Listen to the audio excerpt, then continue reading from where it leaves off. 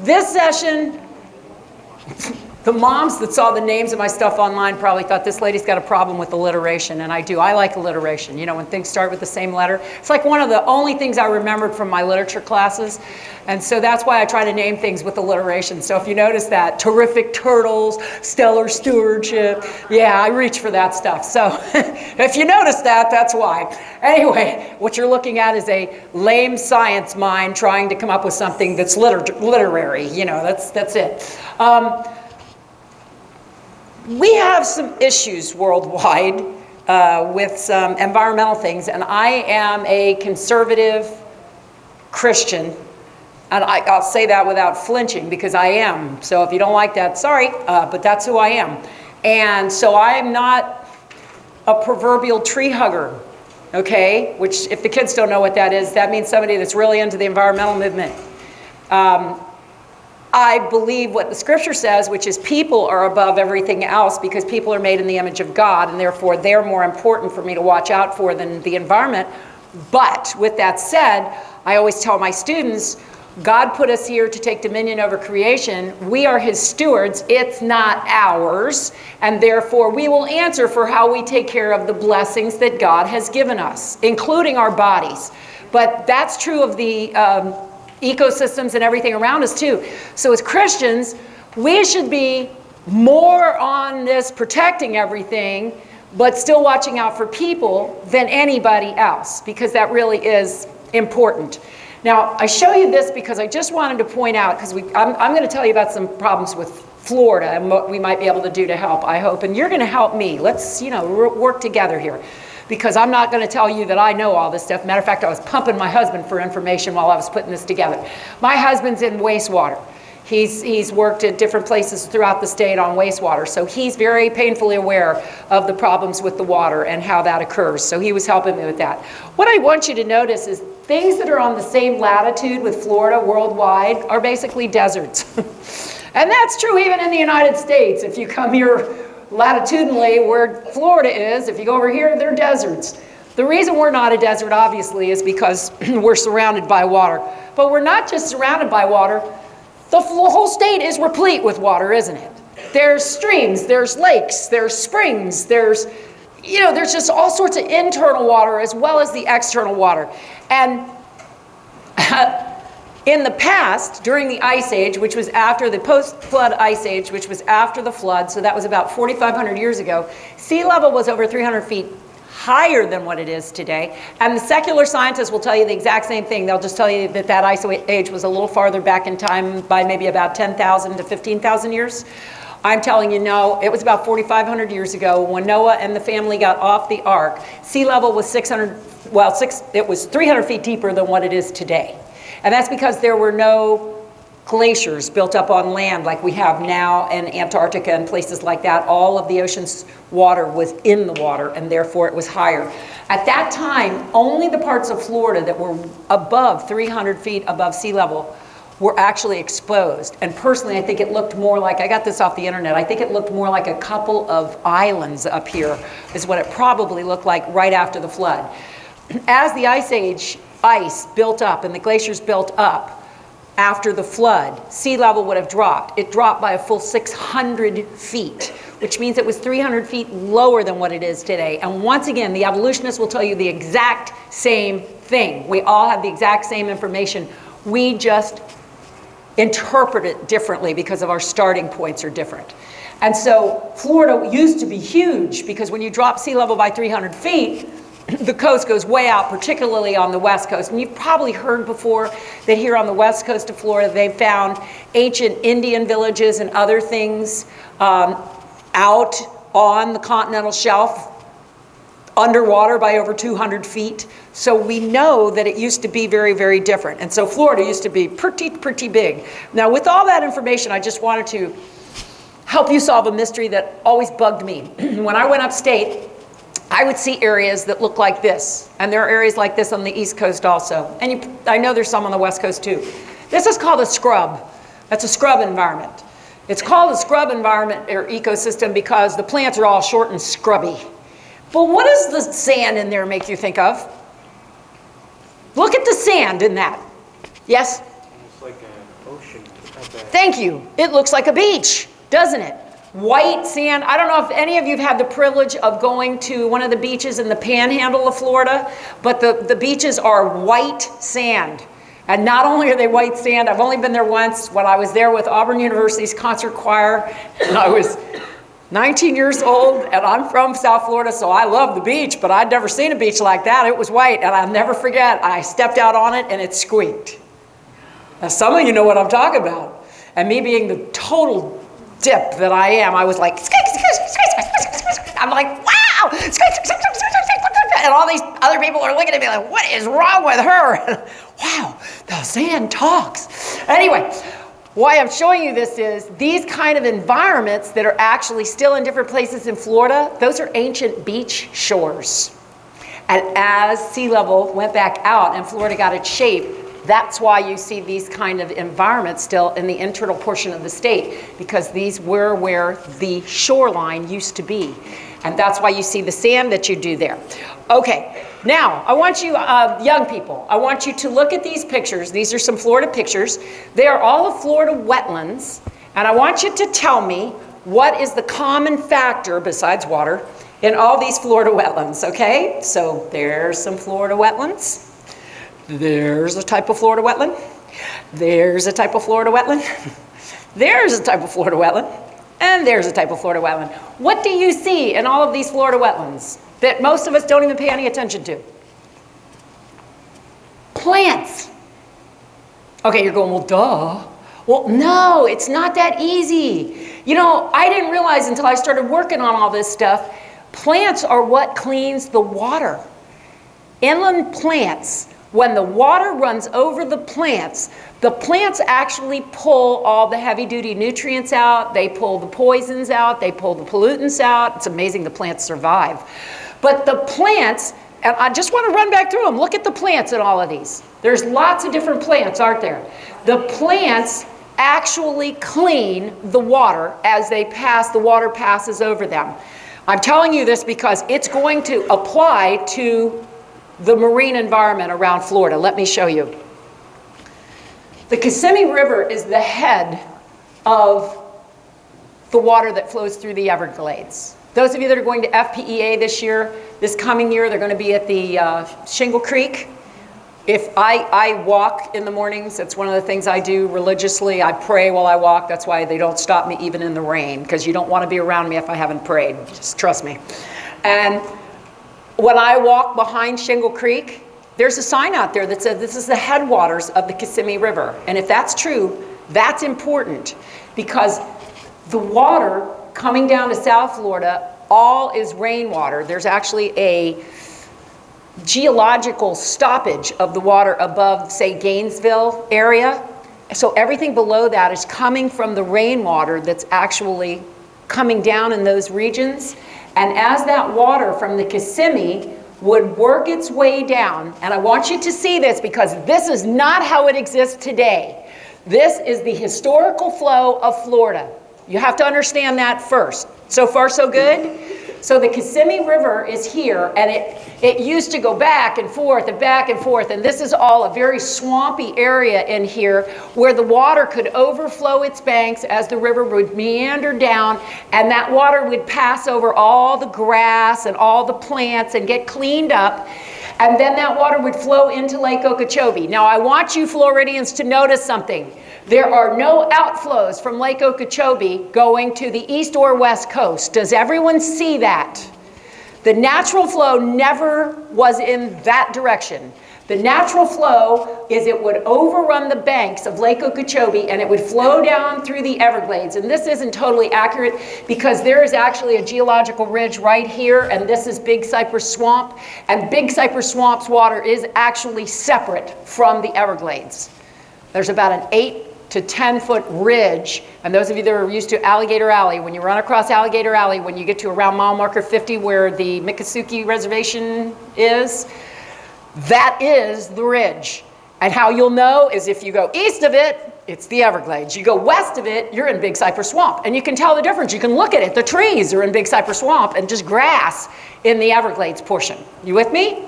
Okay, so this flow would overflow the banks of Lake Okeechobee. Lake Okeechobee is a very shallow, very broad lake. I think the deepest it is any place is like 12 feet.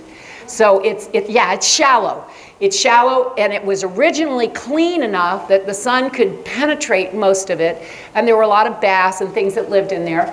And then this water would overflow going into the Everglades, and look where it goes after it leaves the Everglades. Straight into the Florida Keys. Okay. Notice it did not go to the west. It did not go to the east. Now, when people came down here after the Civil War, people need land. They want to farm. And they came down here and they saw swamp. And they go, well, we need to drain that quagmire, you know. We need to get rid of all those wetlands because then we could farm it. And I understand that people didn't know what they were doing. And I can understand the logic entirely.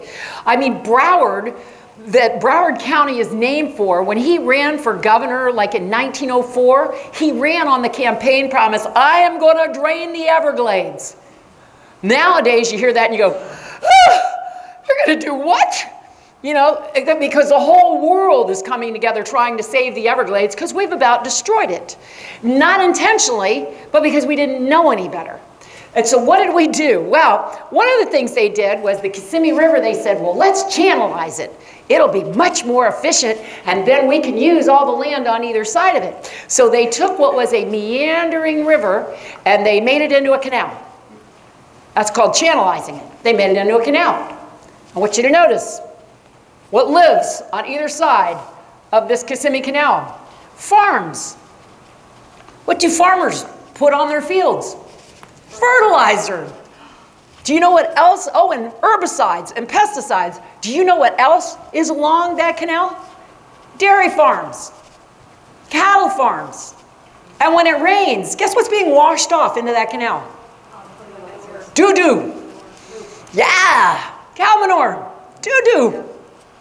So now we've got farms, and we've got dairies, and all these things, and we've got this little canal that every time it rains, all that water runoff is going right into that canal, and it no longer meanders back and forth so that the water can be cleaned up by the plants. Now it goes straight down, and it battles straight down into Lake Okeechobee, and therefore it comes into Lake Okeechobee totally nutrient full, way too full. And it causes algal blooms, and it causes blue-green algae blooms, which is actually a cyanobacteria. But the point is, it causes all these problems. And from what I hear, they haven't had a bass spawn in Lake Okeechobee in years, because my husband was telling me actually on the way here that he read one guy's ad bed that said they're going to have to literally vacuum clean, suck out the full 3 feet of sludge across the whole bottom of Lake Okeechobee. That would be one way to possibly try to fix it, but it's so expensive nobody wants to do it. And I understand that. So you know what? This is what we need you young people to do. I hate to say this, but we've got a problem. You didn't cause it, but that doesn't mean God can't use you to fix it or start us on the road to fixing it. And that's where we want to go. We don't want to get depressed. Oh, be or poor me. No, remember, we serve the God of the universe, the boss, our king. He's got a way. He'll show us the way. We need to get in there. We need to have hope, and we need to try to redeem the situation because we can. And really, you young people are where our hope really is. They have gone into a restoration process. This is the Kissimmee River now. They're in the process of restoring it. Notice the winding that they're putting back in it. And they're trying to clear away some of the farms that they've put in there. And so they are trying to put things back together. In South Florida, this is in Big Cypress Swamp, they put all do any of you live in Golden Gate Estates area, in the Naples area? No. Okay, what they did down where I live, which is the Big Cypress Swamp area, and it looks just like this, is they made canals everywhere. But I see those on the East Coast too. They made canals everywhere, because when they make the canals, then the water drains and then you can have the land. But then you have that same situation where there's no plants for the grass, for the water to run over, and so it doesn't get cleaned up. And so your historic flow, this is actually showing you your historic flow, no longer exists. Now, what they've done, and this happened in the 1800s as well as the early 1900s, Did you know there was a waterfall in Florida? I remember that like broke my heart. When they, what can I say? Because when they blew this, you know, dynamited it to make this open to the West Coast, there apparently was a waterfall right in here. And I was so bummed. How could they blow up the only waterfall in South Florida? But they did. Anyway, so they opened this up, and then they opened this up. So now we have Lake Okeechobee's water going out in these two different directions. And we have all sorts of sugar plantations and other kinds of farms down below the lake. And therefore, they channelized or dug canals through all that to make that land available. Once again, I understand, but they basically almost destroyed the Everglades. Now, were they bad people? No, they had no idea this was going to happen. And so I am telling you right now, these were good people trying to do a good thing, trying to help people to have farms and places to go, and they couldn't foresee what was going to happen. And my husband called it the law of unintended consequences. I think that's what he said. He's much smarter than I am. That's why I like him so much. Anyway, and so the point is that they weren't doing a bad thing, but it came out to be a bad thing because what happened is now the water's not flowing through the Everglades.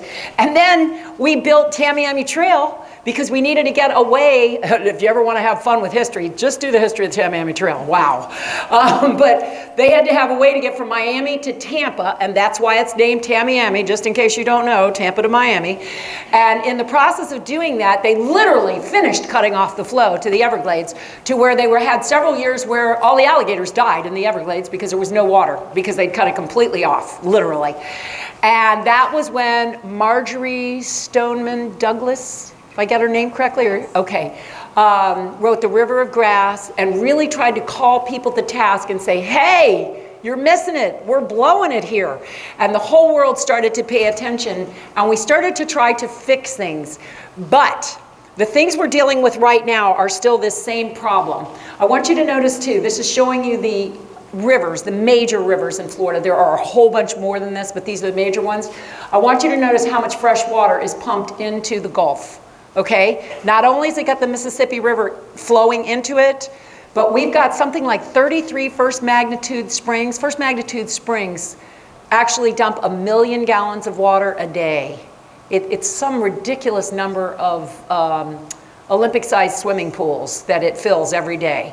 I mean, it's an incredible amount of water, and we've got all this fresh water being poured in here. But guess what? As it's being poured down in there, it's coming through the land, and it's picking up all the runoff. And that's all dumping out into the Gulf. So what do we have this last month in the Gulf? Red tide. Red tide. Now, did all of our effluent, all this water that's pouring off the state cause the red tide? No. It is an organism, an algae that lives there all the time, but normally its concentration is low enough that it's not a problem. Because you probably are aware that you can handle certain toxins, certain poisons at low concentrations, but not at high concentrations. So normally the red tide lives, from the article I read, it lives out a little ways so that it's not affected by our runoff, all the nutrients in our runoff. But if the wind or a storm pushes what's already out there in closer, then it gets a hold of all those nutrients and it goes crazy. And that's what we had here this last month, haven't we? Some of you don't live on the West Coast. I live in Naples. We haven't been able to go to the beach the last half of the summer. We haven't been able to go on the boat the last half of the summer because the red tide has just, it's literally made people sick. Anybody that got too close, they got respiratory issues and all sorts of problems. And so it's been a real problem. And you guys know all the critters that it has killed. You heard about the 26-foot whale shark. The first group in here I told this morning, I took a walk this morning down the beach. There was a loggerhead dead, a loggerhead turtle dead on the beach, besides the redfish that was that big and all the other things that were on there. So it's really devastating to the community. Now, once again, we didn't cause the red tide. That organism lives out there. But the situation we've created was like throwing gasoline on a fire. Does that make sense? So we've taken a situation, and because of different things that happened, when it was able to reach the nutrient load that we pour out, it was like pouring gas on a fire. How about the East Coast? Do any of you live on the East Coast? Okay, the East Coast is dealing with their own algae problem, aren't they? They have a blue-green algae problem. Now, blue-green algae, like I said, is actually a bacterium. It's a bacterial culture, cyanobacteria. But everybody calls it blue-green algae. This stuff is nasty. And it's just destroying the East Coast. And shame on me, but I'm going to say this as a normal American here for a minute. We have to make a living. And I know God provides, Jehovah Jireh, praise the Lord, but we have to make a living. What about all the people on the East Coast and the West Coast that are depending on the hotels, that are depending on the tourism trade? Let's be honest. That's how a lot of us make our living. That's part of the reason Florida is so clean, is because we don't have all the industry. We let the other people come down here and give us their money, and we say, share our beautiful home with us and we'll keep it clean for you. But with this going on, we're in real trouble, aren't we? Those people are in real trouble. So in July, the governor called the state of emergency for the East Coast, several counties in the East Coast, because of the blue-green algae. And then in August, he said it was a state of emergency for the West Coast because of all the red algae, the red tide. So we definitely have some issues. So I said to the person I trust most, below Jesus, which is my husband, and I said, okay, honey, I'm going to tell them what's going on. Now you tell me how I can help them to actually make this better. What can we do ourselves to actually protect Florida? And the first thing that came out of his mouth really surprised me. He said, tell them to wash their cars on the grass. And I looked at him and I go, now so you got to understand, where we live out in the country, we don't have any concrete. You have to put it in yourself, okay? So I'm looking at him and I'm going, why? And he goes, sweetheart, he goes, when people that live in town wash their cars, the water goes into the stormwater drain. The stormwater goes straight into the bay or straight into the ocean or straight into the estuary. No holds barred, doesn't get cleaned up at all. That's why it says here, dump no waste, drains to the bay. So when we wash our car on the driveway, literally, where it's not on the grass, because think about it, if you're washing your car on the grass, it's permeating down through the plants and the plants are cleaning it up, right? I wouldn't have never thought of that. But like I said, my husband does wastewater, stormwater and wastewater, so he's on that track. And so one thing, don't put anything in the storm drains. And think in those terms, because like I would say, I wouldn't think of washing my car as being putting water in a storm drain, but apparently it is. So there, and another thing, I saw somebody nodding back here before. If you guys put too much fertilizer and pesticides and stuff on your lawn, then it's going to wash right into the water table. And sometimes if you live in town, it's going to wash into the actual storm drains. And so that's why you'll hear people trying to get you to xeriscape, because xeriscaping is using drought-tolerant plants that you don't need to, and they'll tell you beyond just xeriscaping, use as many native plants as you can. Because if you use native plants, they won't die during the dry season and they won't drown during the wet season. They can handle it better because they're actually already acclimated to here. But also, you don't have to use fertilizer on them. You don't have to use pesticides on them. And all of that stuff actually gets washed into our water supply, and then that all ends up going down into Florida Bay and into the Keys, etc. Or if you're farther up, like Sarasota, and some of you I met have been, it's going right out into the Gulf, and it's creating a real problem.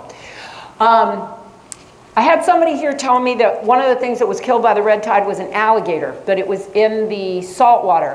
When you have an alligator in the salt water, it's not an alligator. I just want you to know that. Alligators don't go in salt water. If you see an alligator in the salt water, it's a crocodile.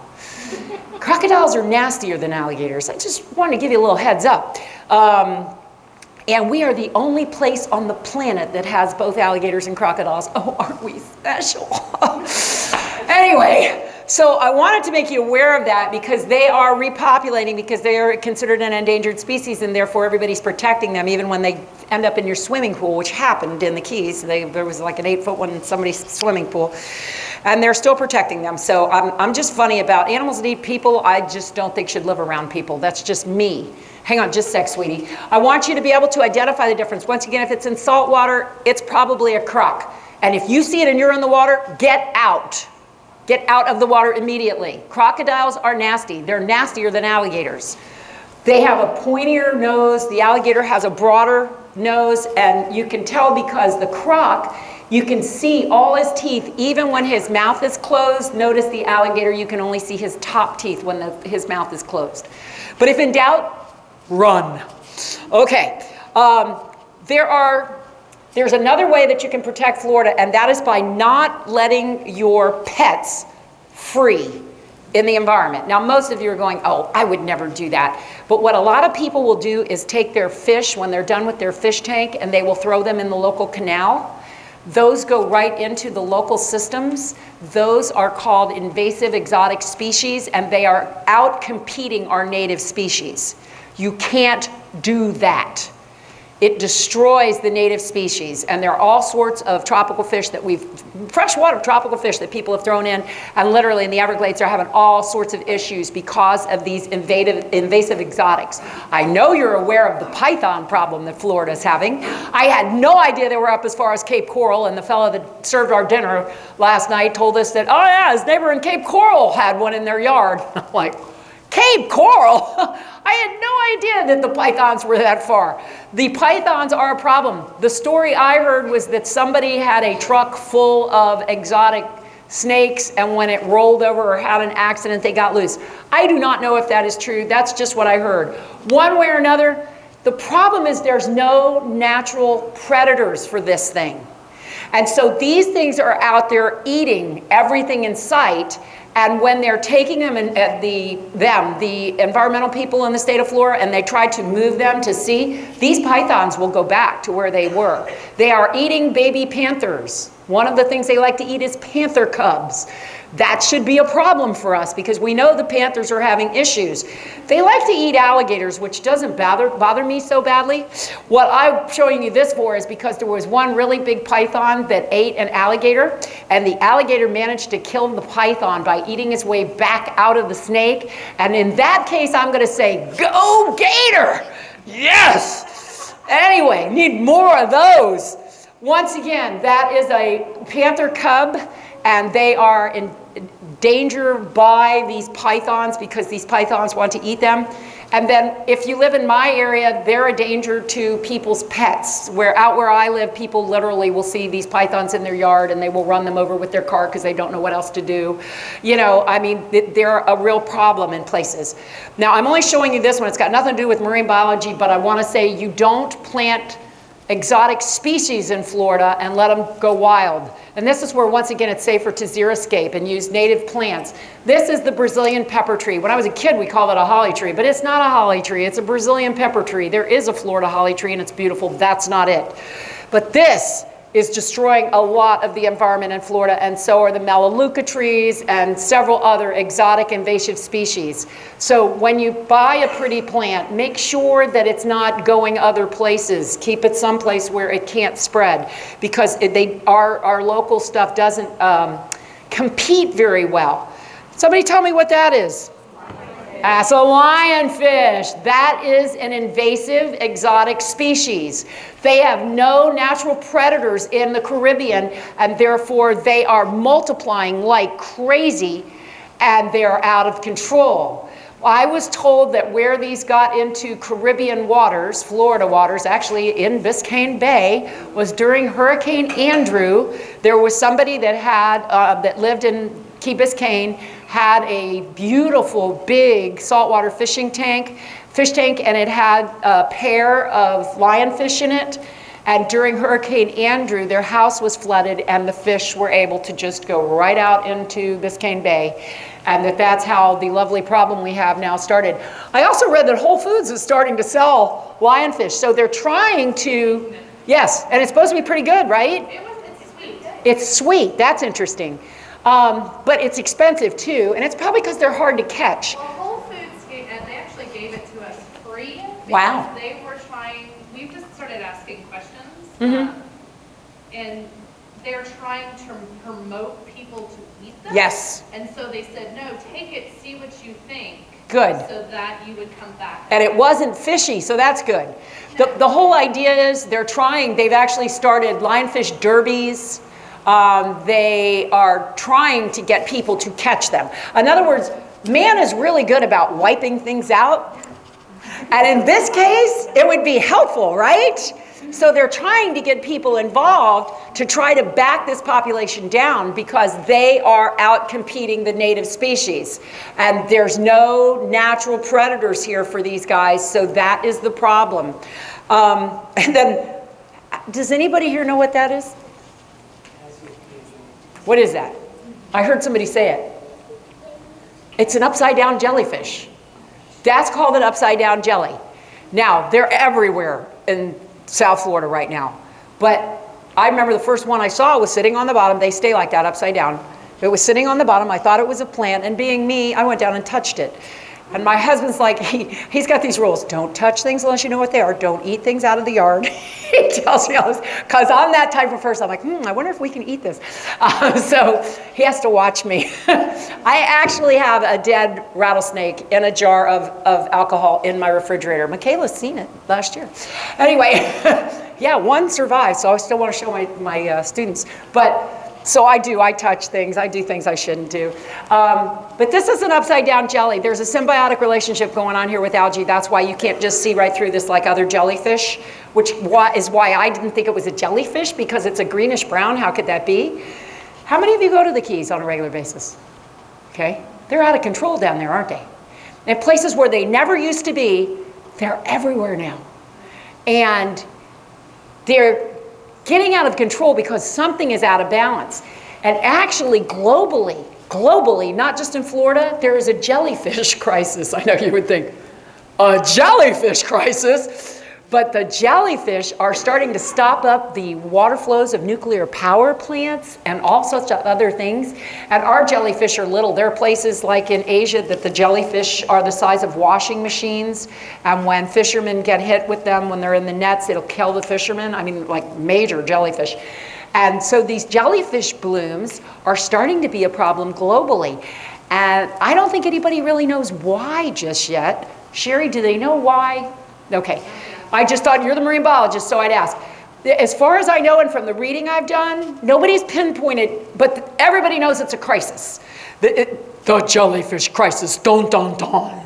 Okay? And so it is a problem because their population's out of control. So what we need is more sea turtles to eat the jellies, and we'll just... When I was getting ready for this, I was reading about the red tide, and the powers that be said that they were going to try to figure out something they could do to kill the algae, and they said in the same sentence, but they were afraid of what the repercussions would be. And immediately, I don't know about you, but in my mind, I'm like, no, don't! Because as soon as they start trying to kill a naturally occurring algae, they're going to create another problem. And maybe we could learn from our mistakes and not keep doing this, right? And so once again, I want to challenge you young people. Those of us that are adults, we need to do the best we can. And we need to watch what we're doing. We need to try to use water-efficient appliances. We need to try to conserve water. One of the things I saw on the internet, they said to shorten your showers. If you shorten your showers, you'll save gallons and gallons of water. See, here in Florida, we don't think about water, do we? We just use it because we've got so much. The problem is, it is not a never-ending resource. Clean water is definitely not a never-ending resource, clean fresh water. And so we need to be careful to protect it. And we need to be careful to be good stewards of the home God gave us. So I want to finish with, God gave us paradise. There are things that we can do to help it to maintain that. And I did want to make you aware of why we're seeing some of the problems we are down here, because historically what we did in the drainage of the Lake Okeechobee, and it's not fixed yet. They're trying to fix the Everglades, but we need to actually fix the whole situation that we've messed up. And I know it's going to take time, and it's going to take effort, and it's going to take some of the brilliant minds of you young people to actually do what we need to do. But we don't want to give up. We want to do it. And we want to do the best we can. We don't know when Jesus is coming back. Now, obviously, sharing Jesus with people is much more important, because eternal souls are always more important. But then below that, stewardship's important too. So we should definitely be good stewards of our bodies so that we can go out there and do whatever purpose God made us for. And we should be good stewards of our home, because this is a blessing that's God given to us to take care of. Do any of you want to add to that? I would love it if some of you wanted to add to that. Brad?